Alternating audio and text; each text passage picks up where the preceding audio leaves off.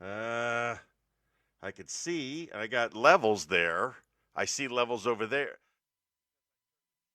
Son of a gun.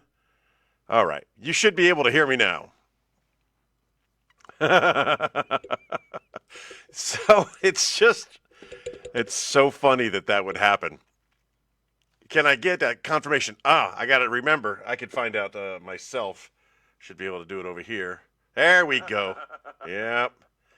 Thanks, Mr. Hines. I appreciate the feedback, the instant feedback, because I have done entire episodes in the past with no sound and felt really, really stupid about it. I wanted to say that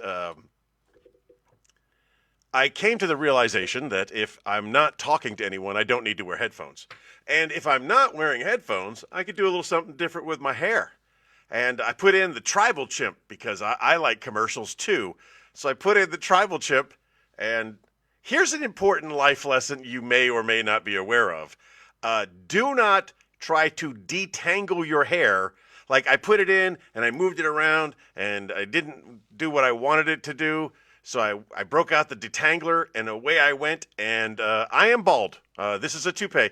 I lost a lot of hair in one fell swoop. But anyway, it's the supplemental. This is the 23rd time we've done the supplemental. It is an extension of the LUNSB Show. We do a little something different here, add a little something to your Sunday morning to pep you up a little bit.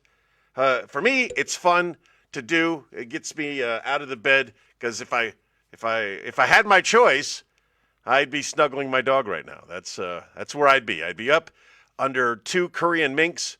Smuggling, yes, smuggling my dog. Here we go. That by the way, that was not a paid endorsement for Tribal Chimp, the hair powder I am using. I'm just telling you it was Tribal Chimp. Now, Tribal Chimp, y'all want to throw some bones my way? I'm not going to say no. I might say no. It depends on the conditions. But $20 is $20. All right, here we go with your National Days of the Week. We're going to start with a prop. That's right. I have to bring a prop in. Ooh, look at that. That's just enough to affect the hue of the color wherever it goes. You can see the background. It's magical. The magical elixir. It is National Drink Wine Day. And although I don't normally drink wine at 10:30 in the morning unless it's part of the sacrament, today I make an exception and I toast to you, whoever may be paying attention now or in the future. Salute.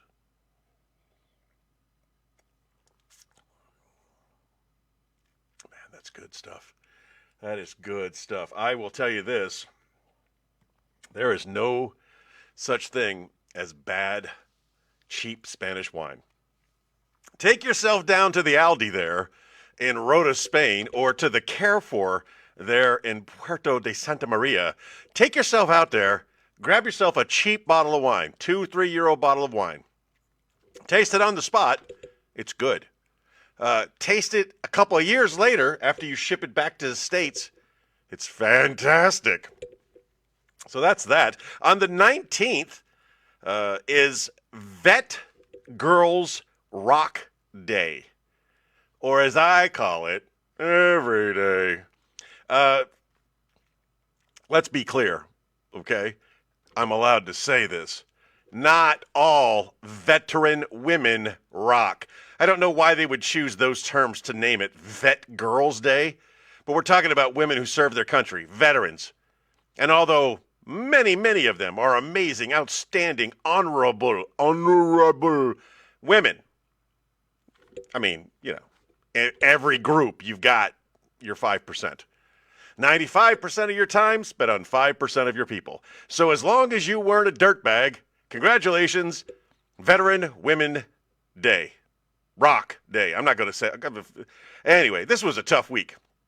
Bear with me. On the 20th, the day following President's Day, is National No Politics Day.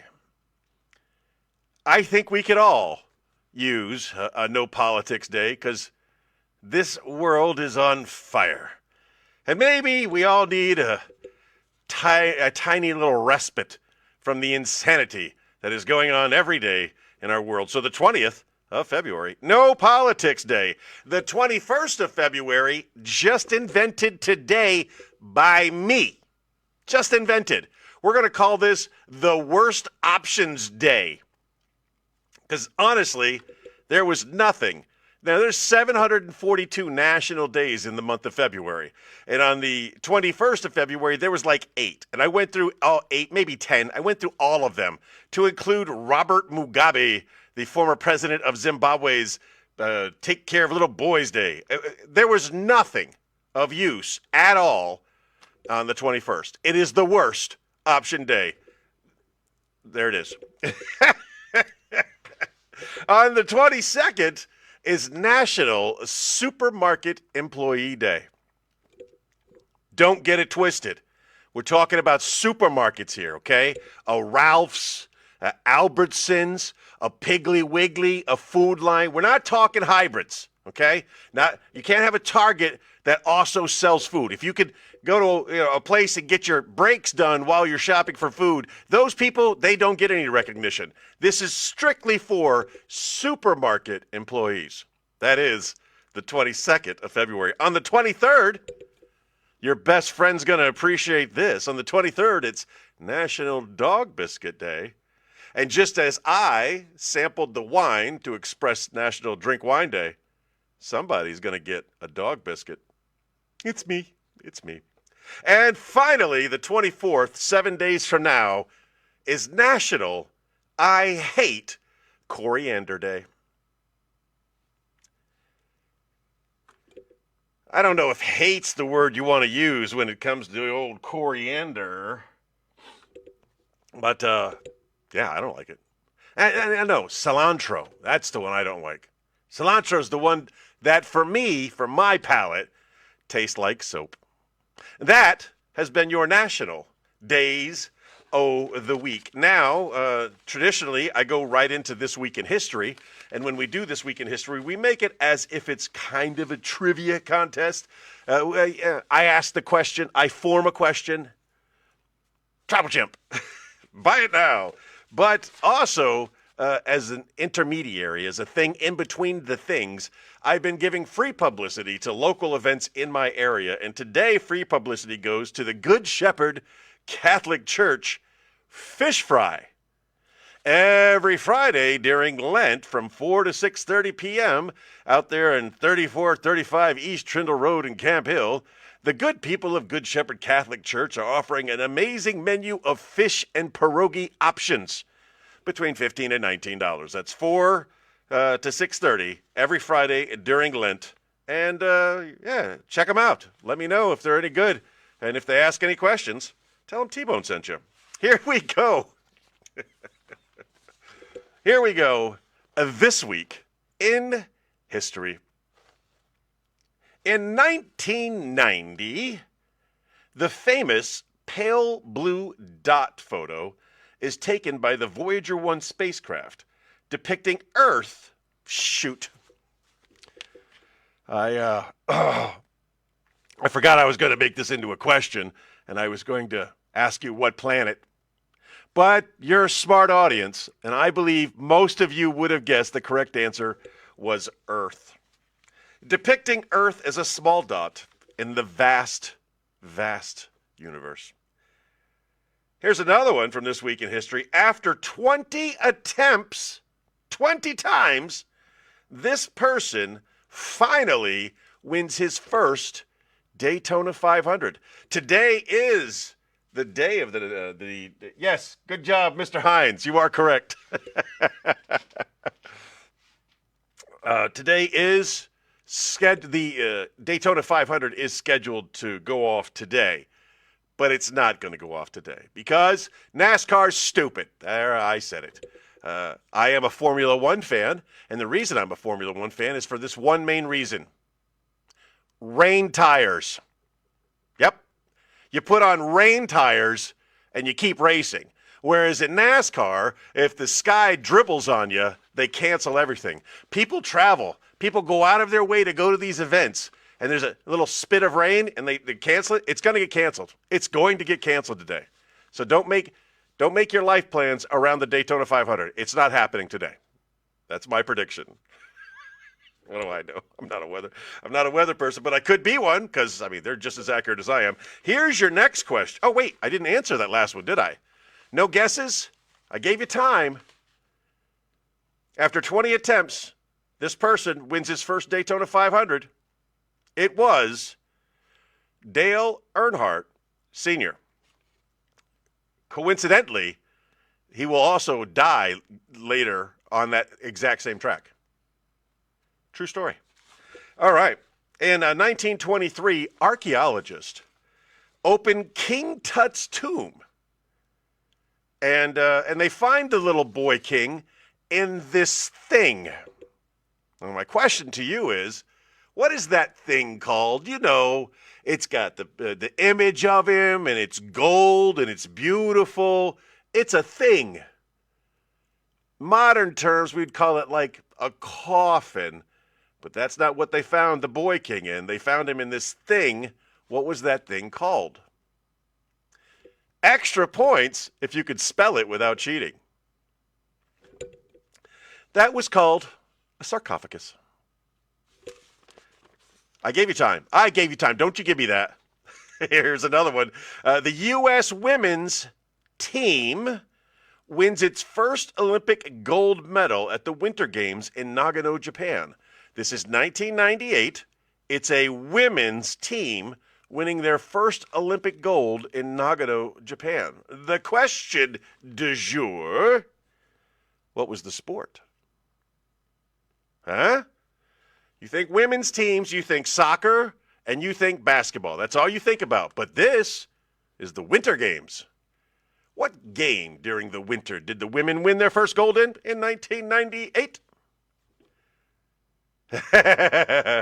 If you guessed bobsledding, you're wrong. But great guess, because that is an Olympic sport. It was actually hockey. I did not know. I didn't know. This one kind of infuriated me a little bit. In 2010, WikiLeaks publishes the first documents leaked by U.S. Army intelligence specialist Bradley Manning. Bradley Manning, in case you didn't know, is a traitor to his country, and he gave away over 750,000 documents, many of them classified, highly classified, that he should have never had access to in the first place. But he snuck in a Britney Spears CD, and he stole those secrets, and he gave them to WikiLeaks. And for that, and for all the people that got killed because of the intelligence he leaked, he spent a total of 7 years in prison before his sentence was commuted by this president of the United States. Who do you think that was?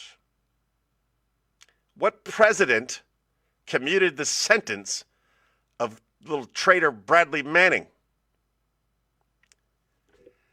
I'll give you another hint. It was the same president who brought another traitor and his family to the Rose Garden and hailed him as a hero, even though he abandoned his post and joined the enemy. Moving on. Obama, you are correct. Good job, Mr. Hines. You're killing it today, except for the bobsledding. All right, here we go. 1942.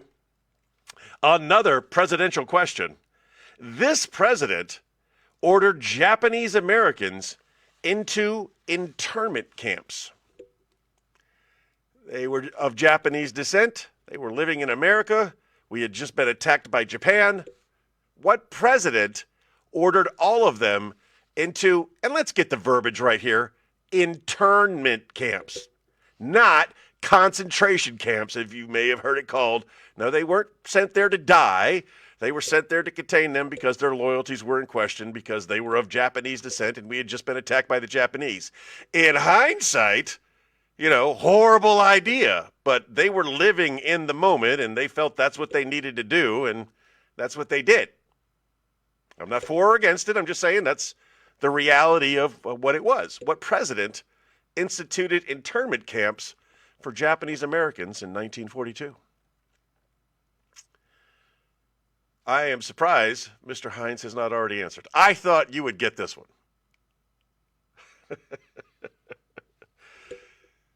And there is a delay, so if you get it in before I say the answer, you still get credit. It was Franklin Delano Roosevelt. Delano.